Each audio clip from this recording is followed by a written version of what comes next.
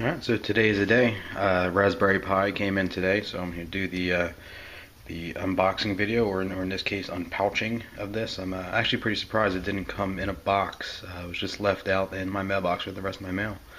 So let's rip this thing open and see what came in it.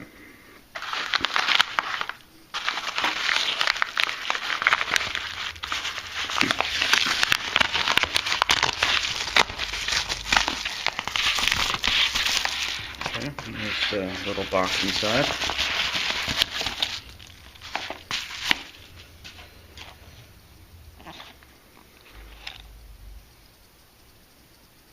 Okay, so there's the website on where you're supposed to go to start everything up. I've already flashed and prepared the SD card, so I'll put some annotations on there on the websites and what you're looking for. Let's see what it looks like.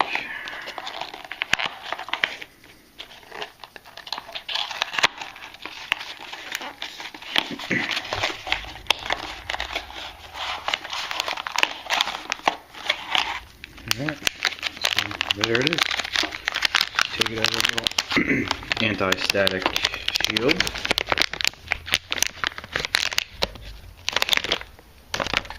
And there we go. There's the Raspberry Pi. This is the version B with the 256 megs of RAM. It has the HDMI, the Ethernet, and the 2 USB. The audio out and composite video out. And of course the power adapter. They recommend 5 volt, at least a 700 milliamp power source, but from what I've seen on the forums, they recommend, just because you will be pulling off and powering your USB devices, at least 1,000 milliamps. Anything less than that, you may have some function problems, because the Raspberry Pi does not negotiate for power, so it'll either shut down or that device will just stop working if it doesn't have enough power. So I will hook this thing up, we'll run the first boot, and see how it goes. Alright, so I have all the components hooked in. I got my keyboard and mouse, just straight USB, nothing really too fancy. Got my Ethernet cable going in and my HDMI. Only thing left to do now is just power it up and see what we got. Okay, plugged in. So as long as those LEDs are on, you know it's working okay and everything's starting to boot up. So let's go back.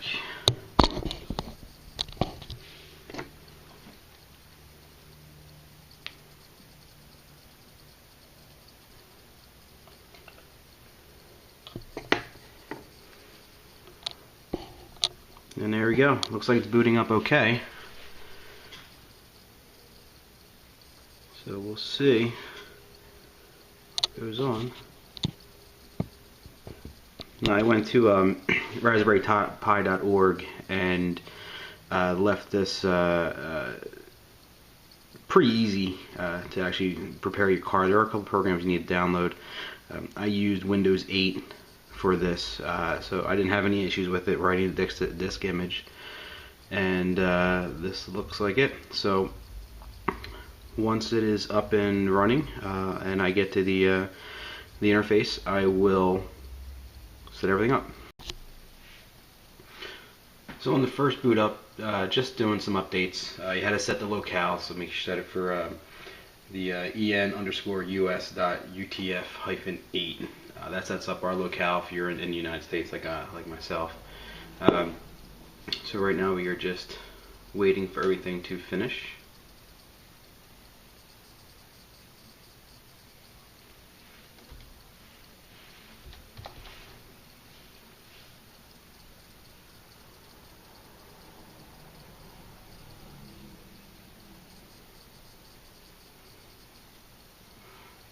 So far so good. It's a little different for me. This is the first time I'm using a Linux system. It just looked cool from what I saw on the internet, so I just figured I'd pick one up and play around with it, see what happens.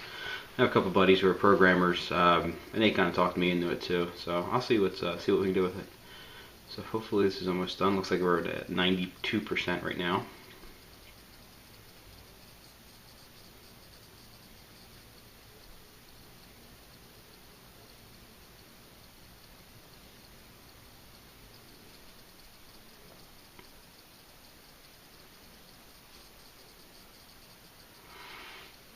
Okay, and let's go down to finish.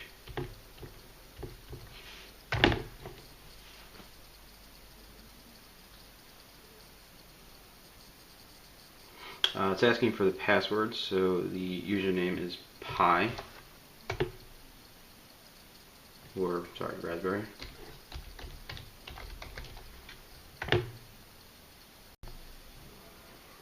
Alright, so now we're up and running. I had a little bit of an issue. I wasn't asking for the typical username of Pi and the password of Raspberry, so I had to do some digging on Google, and I found that it's just a simple command that it boots to. You have to do startx, and that brings you to this screen here, and it looks like everything's up. So let's try Midori, which will be their version of Internet Explorer, and let's just pull up a web page to make sure we're okay.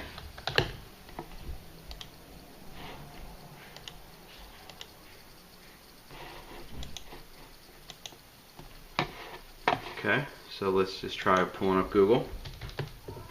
Oop.